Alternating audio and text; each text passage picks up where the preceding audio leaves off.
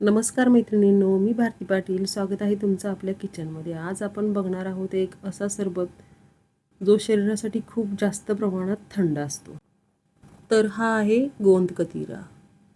गोंद कतिरा एक ड्रिंक आहे आणि त्याच्यापासून आपण सरबत बनवणार आहोत. खूप छान शरीराला थंडावा देणारा असा, पण अगदी प्रमाणबद्ध हा घ्यायचा असतो सरबतामध्ये. तर हा किराणा स्टोअर्समध्ये अवेलेबल नसतो कधी कधी. मी हा अमेझॉनवरून मागवलेला आहे. तर आता मी एक डब्बा घेतलेला आहे. याच्यामध्ये थोडासा गोंद कतिरा घेऊ आणि 2 तासासाठी भिजत घालू. आपला साध्या डिंकासारखाच असतो, पण थोडासा वेगळा असतो. खूप जास्त पाणी घालावं लागतं याला फुगण्यासाठी आणि 2 ग्लास सरबत बनवण्यासाठी मी हा एवढा घेतलेला आहे. अगदी थोडा वापरायचा आहे, कारण हा फुगून खूप जास्त असा तयार होतो. तर जवळजवळ 1-2 तासासाठी मी हे भिजत ठेवणार आहे.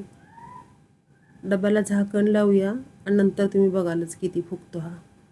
तर इथे मी घेतलेले आहे चिया सीड्स.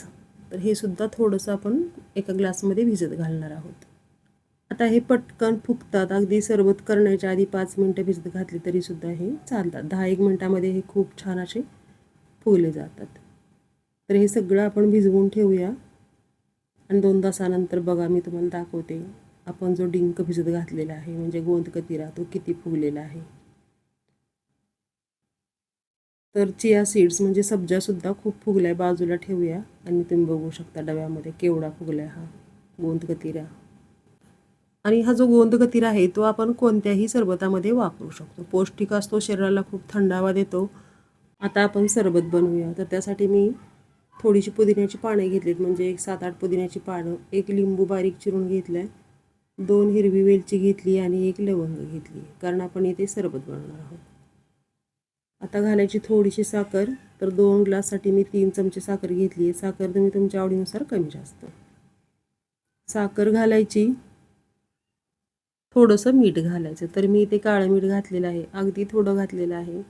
मिठाशिवाय सरबताला चव येत नाही, त्यामुळे मीठ हे सरबतामध्ये घालायचंच. आता घालायचं पाणी आणि झाकण लावून हे मिक्सरला फिरवून घ्यायचं. व्यवस्थित बारीक करून घ्यायचं आहे. हे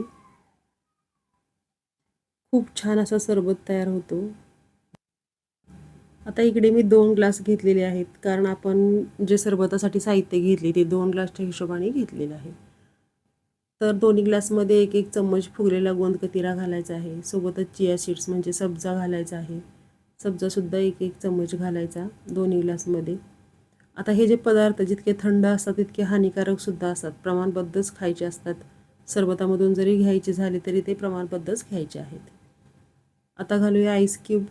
आवडीनुसार कमी जास्त. तर दोन्हीमध्ये मी थोडा थोडा आईस घातलेला आहे. आईस घालायचा, थोडंसं पाणी घालायचं आणि तयार करून घेतलेलं सरबत घालायचं. सरबत हे गाळून घालायचं आहे, कारण आपण याच्यामध्ये अख्खा लिंबू टाकलेला आहे, त्यामुळे त्याच्या सालीचे जाडसर असे कण याच्यामध्ये राहू शकतात. त्यामुळे आता हे आपण गाळून घेणार आहोत आणि आपला हा सरबत तयार करणार आहोत. तर अशा पद्धतीने मी गोंद कतिरा सरबत तयार केलेला आहे. आणि हा जो गोंद कतिरा आहे तो कोणत्याही सरबतामध्ये आपण घालू शकतो किंवा ज्यूसमध्ये. शरीराला खूप थंड असतो आणि खूप फायदे असतात याचे.